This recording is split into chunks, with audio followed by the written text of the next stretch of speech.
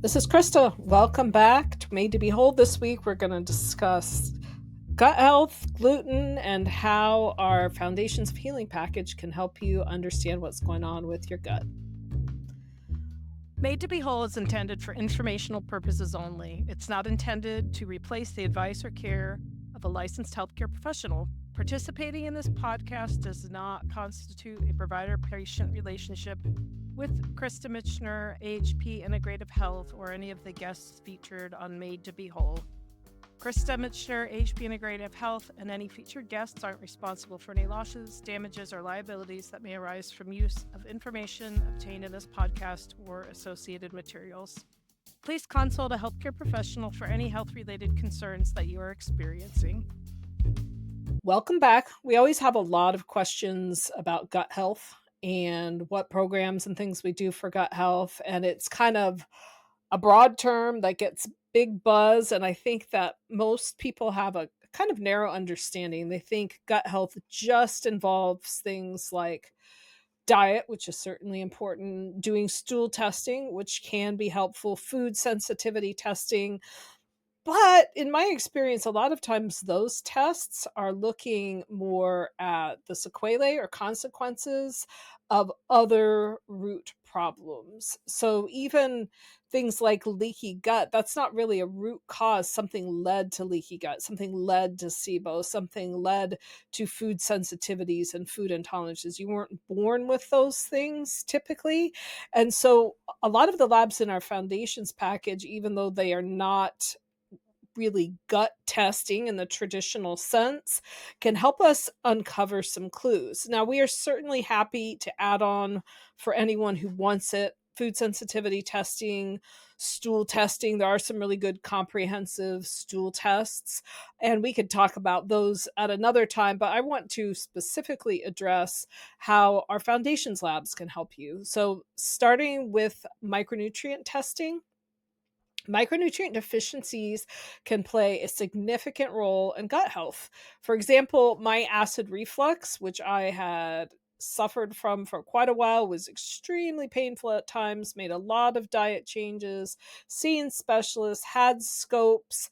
The magic pill for me was actually pantothenic acid, which is B5. The first time I did intracellular micronutrient testing, which is key, as we've discussed before, I found that my B5 or pantothenic acid was quite low and realized that B5 actually is really important in being able to break down some of your food. So just adding that turned a huge corner. Have I had acid reflux since then? Of course, but rarely, usually tied to what I eat, being tired, something else, just more your normal intermittent middle-aged annoyance than something that was extremely disabling.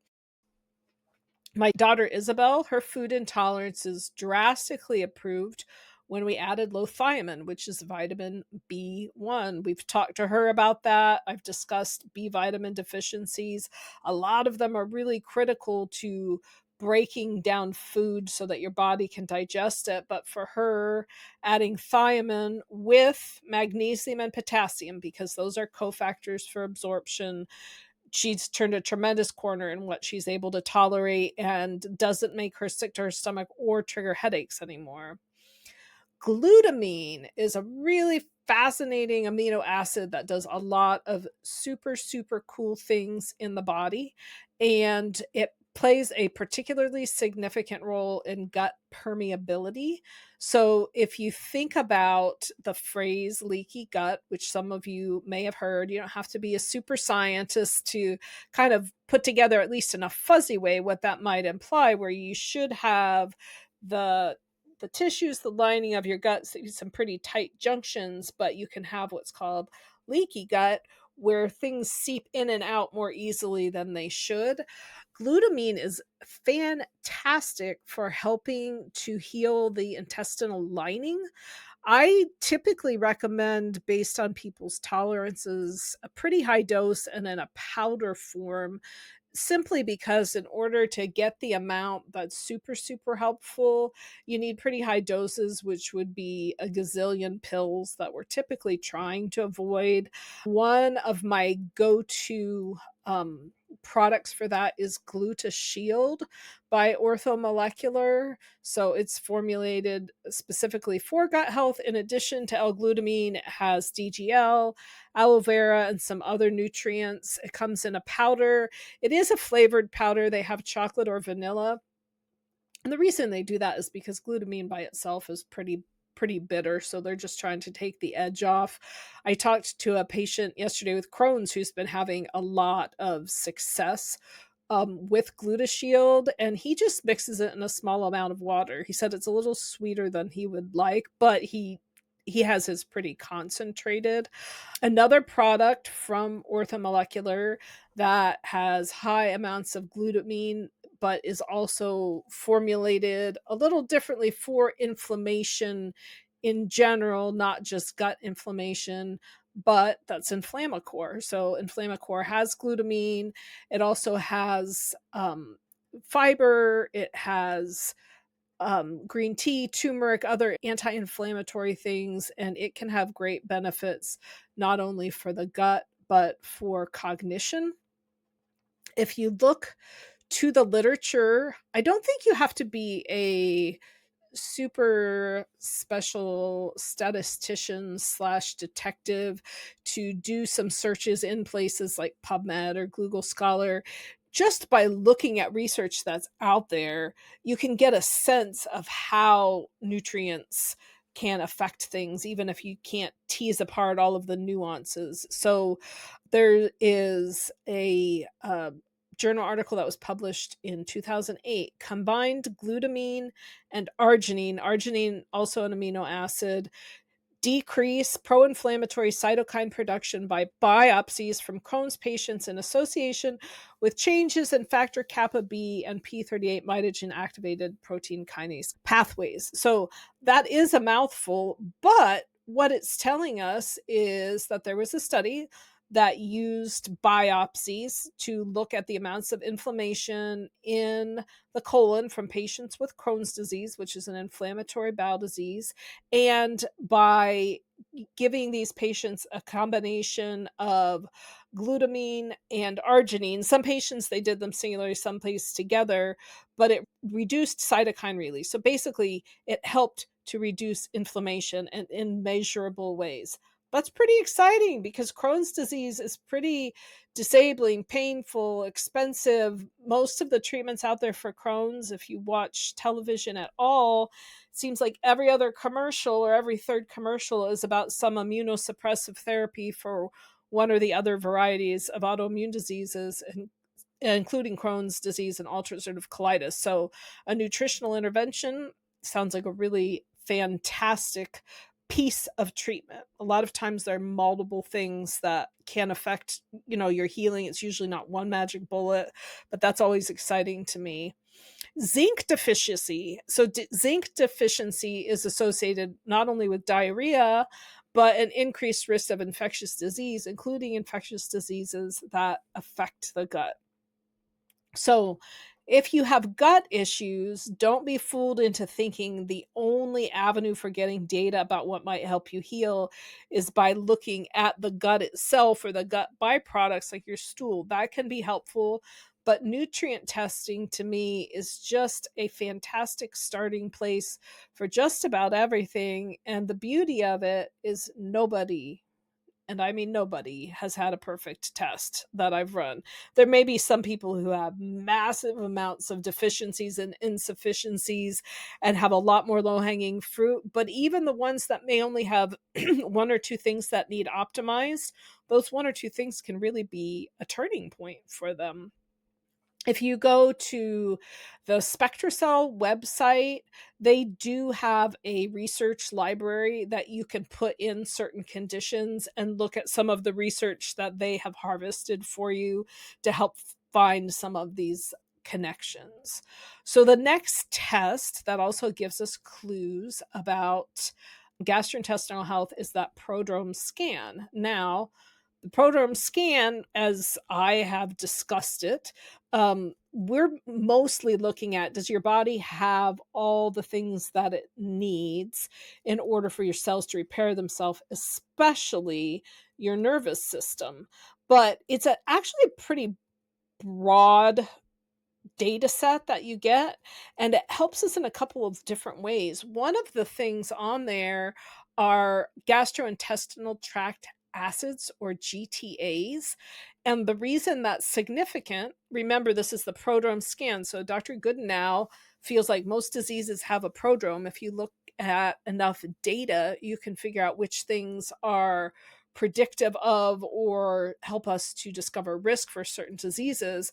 But low GTAs are a really significant risk for colorectal cancer.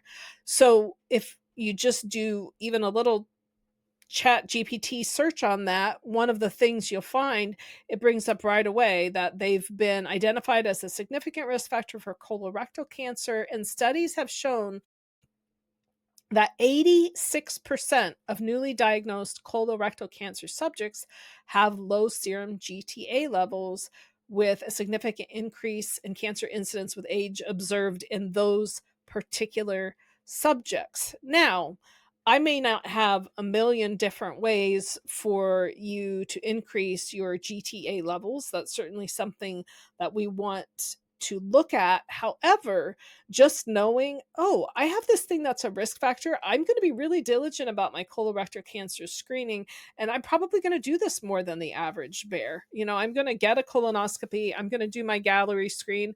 I'm going to redo my gallery screen yearly. And I'm going to do aggressive things to prevent and to find very, very early. The biggest thing we can do for people in health, early detection is great, prevention is even better. So we also include in our foundations package the Envirotox Complete urine test, where it looks at environmental toxins, including mycotoxins, which are mold and mold metabolites. So mycotoxins play a very significant role in the health of the gut microbiome. And there is a journal named Toxins in 2020.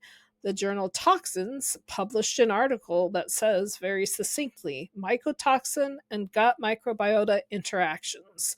So that is pretty clear.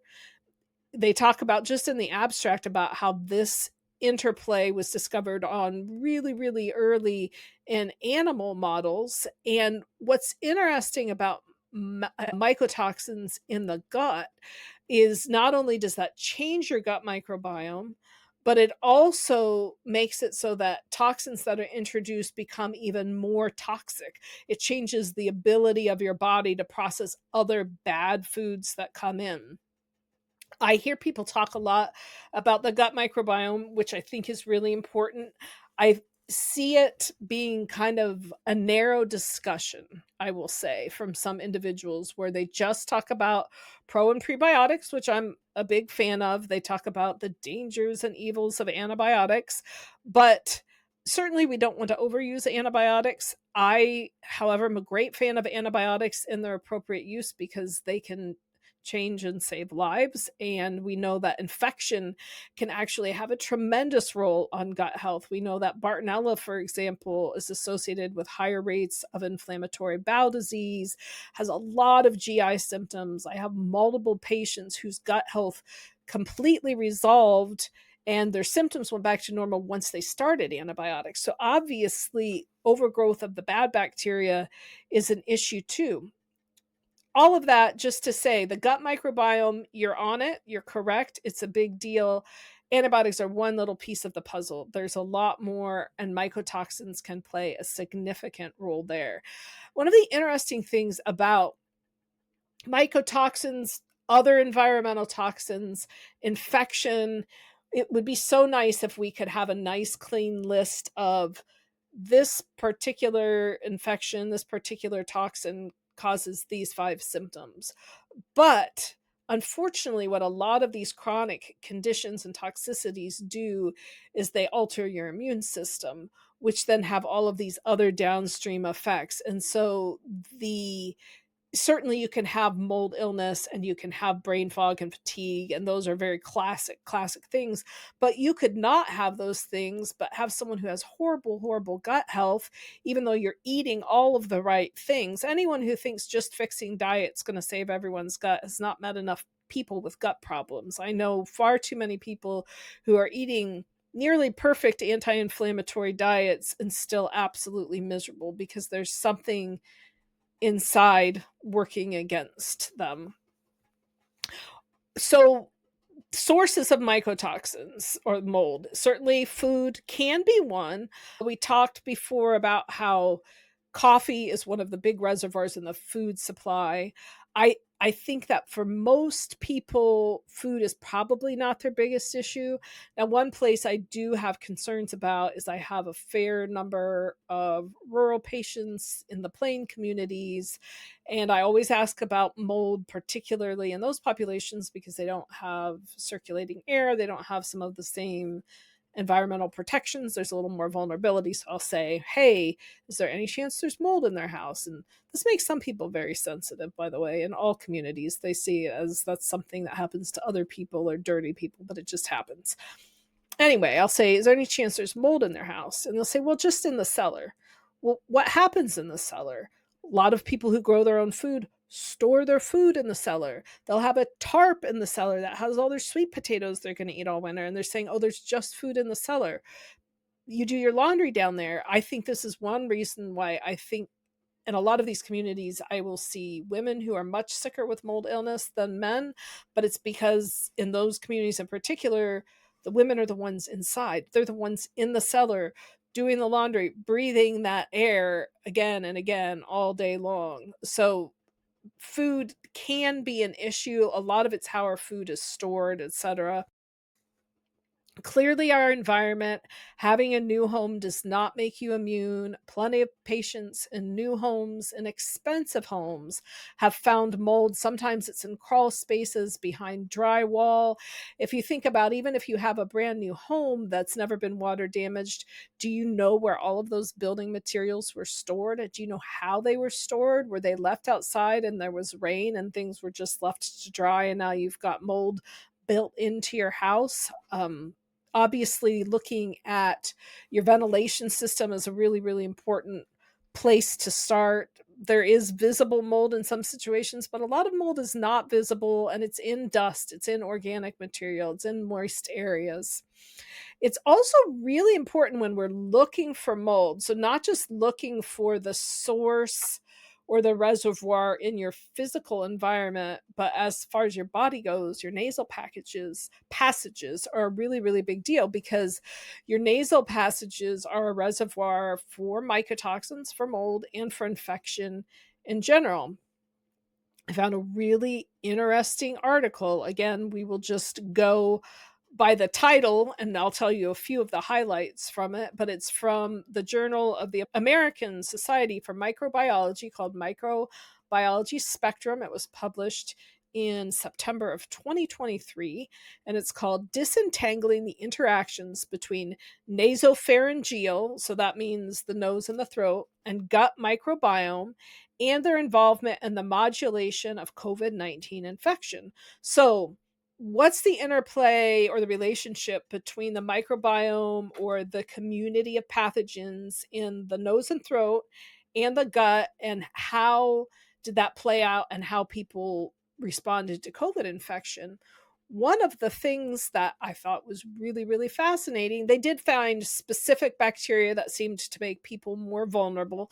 Now, that always begs the question to me, is it because they're more vulnerable to COVID, or does COVID weaken their immune system and make certain underlying infections flare? I think it can be possibly both, but they found similar bacteria in the nasal passages and in fecal samples as well. So that's showing us you don't very often, in my experience, have an infection that's just in one area. I've mentioned before how it drives me absolutely mad to hear people say to patients, "Oh, it's just a urinary tract infection. It's just your bladder. It's just in your bladder." Well, you do not have to be a medical whiz or have much experience in life to have met maybe an older person who gets a urinary tract infection, who becomes confused, who gets septic, who has a major, major downturn in physical and mental health. And that's not because there's an infection just in your bladder. All of our organs are perfused. We have blood supply that moves around. There's communication between all our body systems. We don't have all these different silos that are just neatly packaged together. Same thing with these other infections with mycotoxins. It's not, you may have a reservoir in your nasal passages. We can do nasal swab and find interesting information, but it's very rarely just in your nasal passages. And as Randy mentioned from InfuServe when he was on here, one of the reasons that can affect gut health so much, if you think about it, if you've got gunk in your nasal passages, your throat, you're snorting, you're sniffing, you swallow those secretions, well, where do they go? They go in to your digestive system, and then they can really disrupt the gut microbiome. So you can be really chasing your tail if you're just focusing on the gut without looking, where might this be coming from? What areas are communicating with each other? I have mentioned before, but my two favorite nasal swabs are Microgen and Microbiology DX. I find them both to be reliable, comparable price, give us a lot of really good information. If you send a culture off to the hospital, you might hit the jackpot, but remember, cultures are a very different type of technology. They are just looking for a specific library or catalog of infections versus Microgen, which is PCR testing, polymerase chain reaction testing with NGS or next generation sequencing, where you have, we're aided by technology and computers, and they have a much bigger library of pathogens that they can identify. So you're much less likely to get something like contaminated sample, mixed microbiota. Well, yeah, it's mixed. Help me figure out what all is mixed in there. Help me understand which pathogens are there so we can target all of them appropriately. One very affordable thing that you can do to protect your nasal passages, I know a lot of people use saline rinses and do neti pots. I also am a big fan of colloidal silver nasal spray and ACS, like Apple Cat Sam, ACS nasal spray. They have a really affordable colloidal silver nasal spray that I use every day. I should probably do it year round, but in the fall and winter, I particularly do because that's when we've got all this indoor dry air exposed to more bugs. It helps to keep me clear, and I feel like it just helps my immune system. So, we also check hormones as part of our foundations package. How on earth do hormones affect gut health? So, this could be a discussion all of its own, certainly cortisol levels in the gut. But if we're looking even just at the sex hormones, gut bacteria are really, really important for processing estrogen and clearing excess estrogen. And so they help keep our hormones in balance. You may or may not have heard the phrase estrogen dominance, but it's not uncommon for me to get labs back where you have a female who has a relatively low or frankly low level of progesterone, and then in relationship to that a much much higher level of estrogen. And estrogen dominance can cause fatigue, brain fog, weight gain, all sorts of issues that can be a problem. Hormones and sex hormones aren't just about sex and reproduction, they affect so many of our body systems. And I feel like getting those imbalances corrected is really critical. For some people, they're going to feel amazing just by correcting the imbalances. Some people don't, but it's still, you are going to function better and your immune system is going to respond better to treatment if we can get your hormones in balance. Diet. So I will end with this. Certainly, this could merit many, many other discussions, but just kind of what I call the big three. I will have people frequently come to me and say, "Oh, what diet should I be on?" Or if I have Lyme disease, what things should I not eat? And I know that they are desperate for me to just tell them, eat these things and not these things, and you'll be fine. The big ones you hear some people say is, oh, if you've got inflammatory illness, if you've got immune diseases, you shouldn't eat gluten, dairy, or sugar. The end. Sugar, that's kind of a no-brainer. None of us need very much sugar. We don't really need any sugar. We need some carbohydrates, and sugar is inflammatory. And so that goes without saying. I think most people can wrap their head around that. With gluten and dairy, it is the big it depends. You certainly can eliminate those, and I have enough people who they eliminate one or both of those, and they note huge improvements in how they feel. They have improvements in gut health, they have improvements in headaches, fatigue, joint pain. If you do that and that's the case, just do it. But I have a lot of patients who feel like crap even though they are eating a super, super clean diet, and so for those individuals, that may or may not be as important because there are already a lot of things in their life that are difficult. I think any of us who went to elementary school know what dairy is, but gluten is a word most of us 40 or higher probably did not hear in childhood. Gluten is a protein.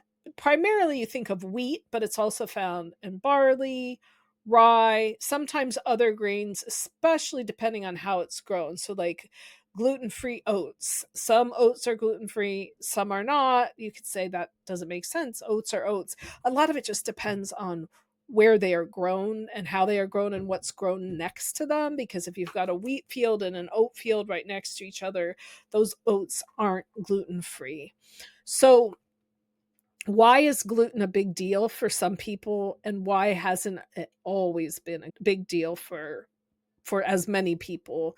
So, celiac disease is kind of its own beast. Celiac disease, your body sees gluten more as a foreign invader. It's an immune system reaction. So you eat something that yes is part of the food supply and many other people eat, but it can cause significant issues for you digestively, with headaches, fatigue, all sorts of other things.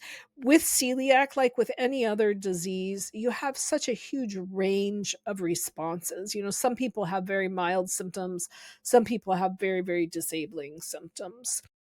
But many of us who benefit from a gluten free diet do not necessarily have celiac disease. Now, you hear the phrases gluten intolerance, gluten allergy, or you could have a wheat allergy. Yes, some people have a true allergy where they do allergy testing and they have an allergic reaction. Their body goes little whack a mole. But what makes some individuals sensitive to gluten and others not? So, in my experience, it's probably a combination of factors.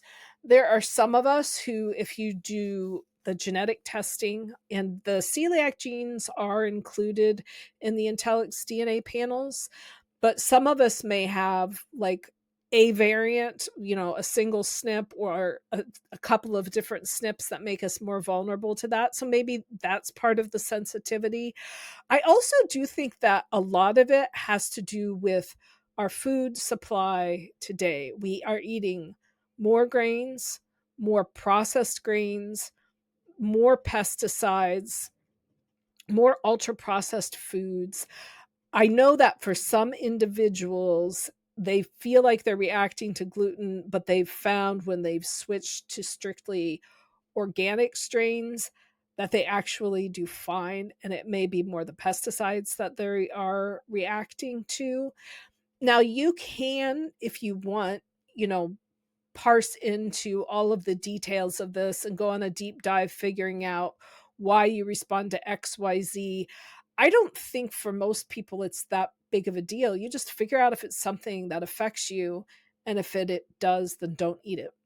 It's kind of simple. You know, that if you stop eating gluten and you feel better, that's good. If you're off gluten for a while and you go on and you feel worse, then it's something your body can do without. Is it an inconvenience? Sure.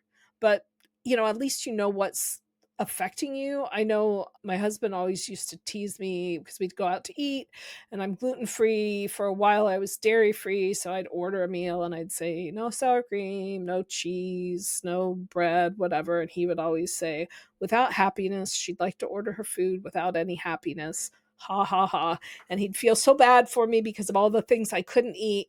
But honestly, it's a lot easier to have some of these dietary restrictions than it used to be because there are more options out there. And in my case, going off gluten was life changing. Before I did, I was having so much abdominal pain, severe bloating. I wasn't in this integrative functional space at this point, and I I had had a colonoscopy. They gave me the same BS diagnosis that they give like 80% of people. If they can't figure out what's wrong, they say, "Oh, it appears you have IBS. Come back in X number of years for another scope," and they send you on your way. And I remember walking out and speaking to the sky, not really expecting an answer and saying, "Okay, God, I don't know what else to do. I've done everything I can. I guess I'm just toast." And I had this thought, go gluten free. And I thought, I know that thought's not me because this is not something I would be inclined to do. So I did. I did it for a while. Like a year or so in, I remember deciding, I just don't care. I'm so sick of it. Erica and I were out. I had something I shouldn't have. And that night I was on the couch absolutely moaning, belching, bloated, everything I had had before all the time was back. So that was actually a good experience because I knew, yeah, for me, this is a no go. I actually, about a year ago, after being off gluten for, I don't know, it's probably been about 10 years, I decided just to try again and see. I didn't have the same gut reaction, but I noticed after a few days I was getting more headaches. So to me, it's just a very, very practical matter. It's not about good food, bad food. It's about healing yourself from the inside out, finding out which foods instigate things, not being a jerk to people who don't eat gluten, or if you're somebody who's gluten free or whatever, not being a jerk to everyone else who does. You just figure out what works for your body and try to be like a decent friend and family member and not make everybody else's life difficult. So that's my very scientific take on gluten. Certainly, food, what we put in our body affects what comes out of our body. Certainly, food is a big deal for gastrointestinal health. But my summary as far as food goes is it's a very individualized matter. The broad principles that should apply to everyone is nobody should be eating large amounts of sugar. Sugar is very inflammatory, it can cause a lot of issues for everyone. Most of us, whenever possible, should not be trying to live off of mostly processed foods because those processed foods are nutrient depleted. There's just a lot more preservatives and things that, again, our bodies were never intended to manage the large amounts of them that we are exposed to now. Even as a college student 30 years ago, you occasionally ate out of a vending machine and you may have not had like the greatest diet, but you were still mostly putting together your own food in your apartment, microwaving baked potatoes and things like that, or freshman year you're in the dorm and food is being made for you. And now our lives have become so busy and we just eat way, way, way more processed food than we used to. And I think that just trying to look at one thing at a time that you can change, trying out one thing at a time. If you cannot figure out what it is that's making you sick that you're eating, you should just invest in food allergy and sensitivity testing. They're two different things, a food allergy and a food sensitivity. One of them we test using IgG versus IgE markers, but they're real things. I just had a patient this week with all this gut stuff. So we did the allergy testing. He's got an allergy for beef, dairy, some kind of nut. I don't remember. There were a whole bunch of other things. We did make sure it wasn't alpha gal, which is an allergy to mammalian foods that can come from a tick bite. It wasn't that, but that's a big deal because when you have foods like that are in so many different foods, depending on your diet, you're not always going to be able to parse it out yourself. So tackle the low hanging fruit. If nothing comes of it, just do better testing. Remember, our foundations program is a great option, I think, for anyone because these are foundations of health. Getting our nutrients corrected, clearing toxins, fixing our hormones, reducing inflammation, all of these things will set us up for improved quality of life, healing, health, and prevention of disease so that you can not only live as long but as well as you would like. Remember to have hope because you were made to be whole. Have a podcast question or suggestion? Text or call us on the podcast info line at 330-439-0686. Thank you for spending time with me today. If you like what you hear, please subscribe to be notified when new episodes release. And remember, you were made to be whole.